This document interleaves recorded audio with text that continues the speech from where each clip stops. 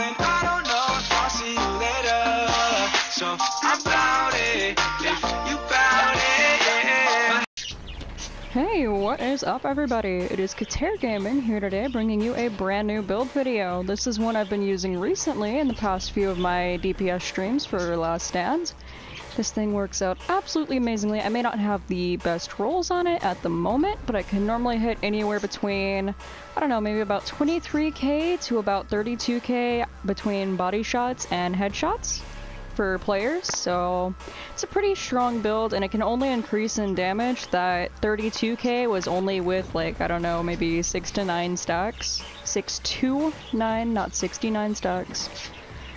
But anyways, you can get up to about 40 weapon damage, 40 damage on your LVOA or M4 if you get your stacks up to 100. I've done this in the testing range, and it's pretty decent. Anyhow, so I'm going to go ahead and jump into the build. You are going to need 2 different weapons for this build. Yes, you'll be using both of them, or at least I am for the moment. Anyhow, so I have 7,045 firearms with 4,914 electronics. This is a hybrid, apparently, kind of, sorta. Anyhow, so I'm going to go down to my knee pads. If y'all didn't notice, I do have birds in the background. I apologize, I cannot get them to shut up. This is about as quiet as I can get them to be, so sorry. Okay, so I have Striker's knee pads with 3% skill haste firearms mod. The firearms mod is not the best. Yes, I do know there's one for sale and available at the moment, but I'm too lazy to go over there and get it, so I'm content with what I have, because again, this is my Last Stand build. So it's rolled for firearms, it has health on it, only 1633 health. I can obviously bump that up a little bit. For minor attributes, I'd probably get shock resistance, disrupt resistance, and burn resistance, since disrupt is about to be even more prominent in the 1.8 update due to the release of, well, you know, classified strikers, and then reclaimers coming out, and then a whole bunch of other crap that involves disruptors, like, needing to be used. So I would go for that disrupt and burn resistance, because flame turrets are going to get worse too. There's going to be a classified fire crest set coming out with an extra 20% base damage for flame turrets as the 5-piece. That's only the 5-piece, imagine the 6-piece. Anyhow, so this mask is not perfect, it's literally temporary. I don't know why I have enemy armor damage on it. It needs to be electronics. I have this problem on a lot of my fucking mask. Anyhow, so yeah, you can go electronics on it, you can go exotic damage resilience. Honestly, I'd prefer for you to go electronics on it, since this is a hybrid. It'll probably get you up to about 170, 179-ish skill power, somewhere around there. And it'll help you survivability-wise, it'll be great. Anyhow, again, another firearm skill haste mod. I do have firearm skill haste mods on this entire build, so please keep that in mind.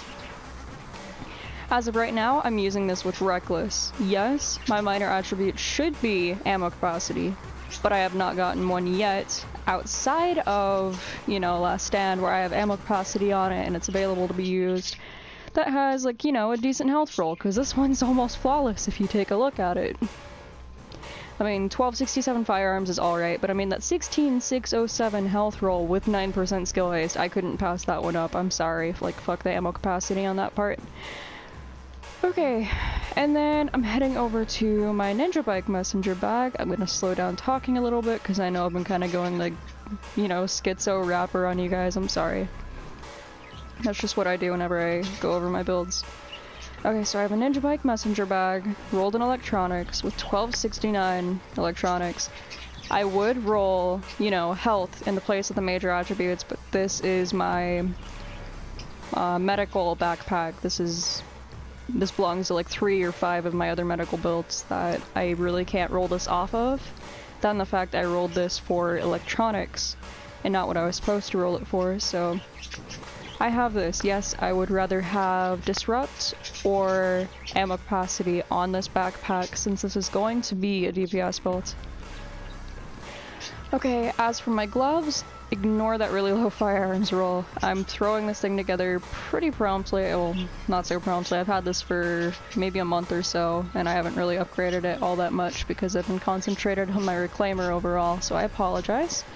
Yes, the firearms roll needs to be a hell of a lot higher, but I have 1282 assault rifle damage, which you're supposed to have on here if you're going to be using assault rifles, which I have 2 ARs on my back, and then I have 8% skill haste, which should be 9 obviously, and then critical hit damage, which should be like 17. And then I'm using a Sentry's Call holster. Don't accuse me, I mean normally I have really bad potato aim, so I mean you could go 3-piece Banshee with this set. But I'm going with Reckless and a Sentry's Call holster for that plus 30% accuracy. This is extremely important considering that they're going to be reworking the hip fire in next update. They're removing the reticle from hip firing. So that 30% accuracy, since the hip fire spread's gonna be even, like, you know, even greater now, like it's gonna be absolutely pretty much impossible to hit your target unless you have accuracy on there. This allows me to pretty much flawlessly hit my target from wherever I'm at by hip firing. So sentries, 2-piece sentries is extremely relevant. I may even go for, I don't know, a 5-piece sentry just for more accuracy and headshot damage, because you can pretty much laser beam people with this. And on top of that, that 30% accuracy, stacking with the 3-piece striker, which is technically 4-piece, you know, if you really get into it, with the ninja bike. So I get that 20% stability. Literally, I can laser beam people from far away. If you check out one of my most recent DPS streams, you can definitely notice that. Like, I was fucking murking people from far away. Okay, so I'm gonna go into my first lightweight M4. This is the one I use most often in close combat. So this would be my hip firing weapon. I do have competent on here, I have adept, and I have responsive. I'm pretty much constantly stacking adept. I mean, I do have a pulse that'll help me out, like about, I don't know, 15 to 20%, whatever the fuck, like, well, 12 to 20%, somewhere around there. I don't exactly know it off the top of my head. Like, damage, critical hit damage. So that responsive, I like that because it's the extra 10% damage, like, when you're closer than 10 meters to the target. So if you're hip firing, this shit is on point, and you can stack your strikers from directly in front of that person, and they're going to be trying to face tank you, they're going to be popping their heels in your face, and you're going to be sitting there like, okay, I've got this, my damage is increasing because they're trying to face tank me. And the other person is more than likely going to lose. Okay, and as for my secondary lightweight M4 that I have on me, it has prepared, competent, and adept. The only reason I'm using prepared on this is because I do have strikers and sentry. So it is insanely accurate, and you can stack headshots on people from across the map. Believe it or not, yeah, you can do that. It's this stable. Like, I'm normally a medic. I normally have complete shit potato aim. And I can just fucking laser beam people from across the map. It drops people so quickly, they think you're using like an RPM glitch or some shit. Like, dude. People overlook prepared on ARs whenever, like, I don't know, whenever they're not so good at stability or whatever. I mean, if you have absolutely amazing accuracy and, like, you can do this without fucking strikers or sentry on, I mean, go ahead and try that out. Maybe you can laser beam better people, like, you know, better than I can on people that are, like, fucking far away or whatever. Ignore the pistol. I'm not really using the pistol, but anyways.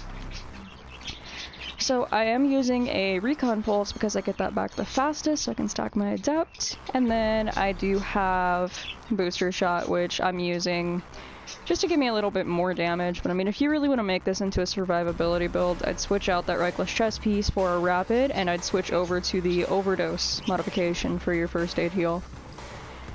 So I mean, this is just me. This is pretty much my last stand build, and I murk people with it a lot. It's amazing.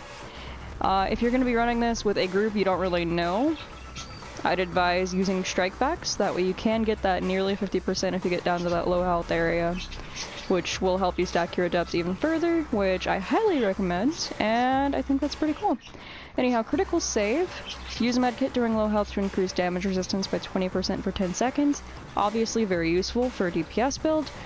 Triage, if you're going to be in last stand, again, very useful. You're going to have teammates running through your booster shot all the time, even if they don't, like, you know, really need a heal at that moment. You can still give them that boost in damage to hopefully help your team win.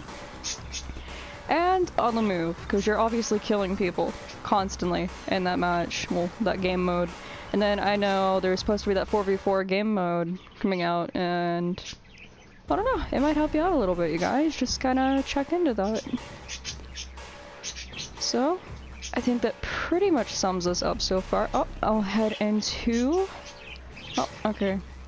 So weapon damage, I do have 21.922 weapon damage. This gun does have extremely low base weapon damage for it. It only starts out with 11.50% critical hit chance and 79% critical hit damage, which does get bumped up. I don't have the correct mods on this. This is for my prepared. So that's my prepared weapon, but you can notice how I have 30% accuracy and 20% stability. That comes in so much handy, I'll have no idea. Anyhow, let's see. Oh, skill haste. I do have 39% skill haste. If you're in last stand, it'll bump it up to 40%. I think I was missing that 1% on my gloves, so maybe you'll have a better roll at that. Max health is 184, and you could probably bump that up to the 190s-ish if you get that health roll on your backpack like I think you should, but I mean, that's just my personal preference.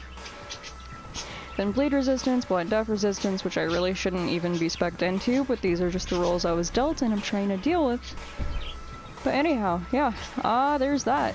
So I'll show you real quick how it fires and then I'll let y'all go. Hopefully I'll have some footage for you guys. Actually, I should have some footage for you guys on this build.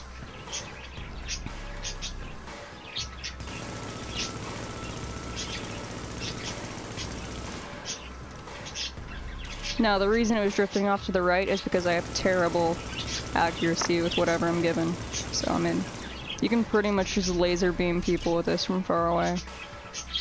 This is my responsive one, and then this is my prepared, so. Yeah, I don't know, I'm bad at this, but y'all could probably control it a hell of a lot better than me. And no, that's not the RPM glitch, that is a heavy spring magazine on my prepared assault rifle. So this one is the RPM magazine, and then this is a regular extended magazine. So regular RPM and regular RPM.